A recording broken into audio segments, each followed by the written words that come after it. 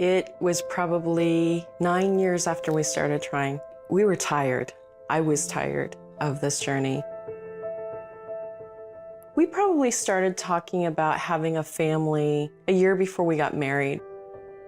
2 years after we were married. We had just moved into our first home, and so we just thought, let's fill these bedrooms. 2 years in thinking, okay, maybe this isn't, this is going a little tough. 4 or 5 years in, then it starts to get really, really tough. Of course, when you start having friends who are having families around you, it becomes more and more evident. I went through a pretty low period, wondering, why does God give me this desire, but never a realization of the hope? The breakthrough was when I kind of threw up my hands and said, this isn't about me. I don't want to stop living. I don't want to stop sharing in other people's joy. And so when I started to let go of the pressure to have a family, I really experienced what I would feel the love of God was. Proverbs 13:12 says, utter disappointment after disappointment. At the end of the day, after so much of it, you finally just look at each other and go, we're either going to believe the promise or we're going to go crazy. Hope doesn't die because you want it to. We decided to work with our fertility doctors to try IUI, which is artificial insemination. And then when that didn't work out, we decided we're actually going to take the summer off. What happened was actually a miracle. We got pregnant naturally. I still remember standing outside my garage, and she comes out and she goes, I think I'm pregnant. So why don't you go take another test? Let's just confirm this. I probably took at least 7 pregnancy tests because I didn't believe that these sticks were actually telling the truth. It was August of 2009 when, during one of our doctor's visits where we were to see the heartbeat of our baby, we went in and the baby was on the screen, but there was no heartbeat. And it was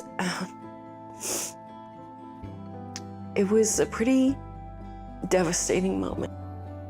You were so overwhelmed by the tragedy and the disappointment that you can't see outside of that.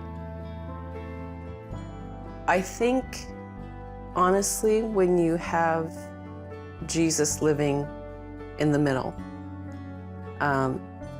of your marriage, he really sort of acts as the glue, the adhesive that keeps you together. If he's the promise keeper, then he's not going to leave us like this. And I just felt such faith. It was not myself and it wasn't Rose, and she felt the same thing. What was interesting was this was a sign of hope.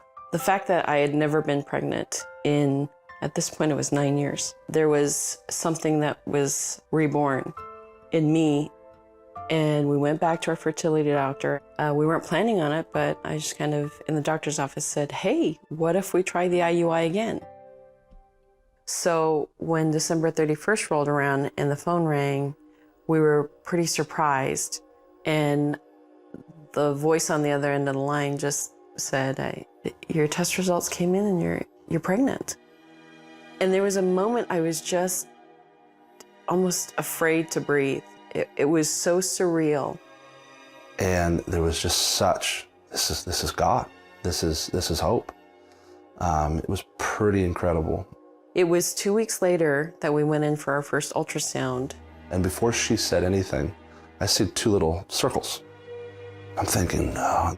The doctor was looking at the screen and said there were 2 babies. It was this overwhelming feeling of, you trusted us not with 1, but 2. It's just out of the realm of possibility. When you want so much for so long to have 1, it's, and really, hope deferred makes the heart sick, but when the desire comes, it's like eating an apple off the tree of life. They talked about high risk and all those things, and we just never ended up in that situation. I never ended up on bed rest. I worked all the way up until the day before I gave birth and felt great. And we went in for our induction, But I just remember seeing our first son come out and eyes wide open. And then hearing from behind me, here comes the next one. And turning around and running back to the window and seeing Reagan come out, all arms and legs stretched out.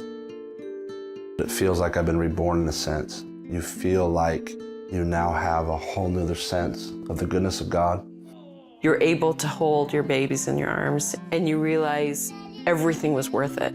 But it doesn't change the journey that you've come through. And I think that's God's way of helping us always to remember to be caring and empathetic to others. Elgin and Reagan aren't the message. The message is Jesus. And that, probably will overwhelm me every day of my life, as long as I live. And I think I will forever be grateful for that.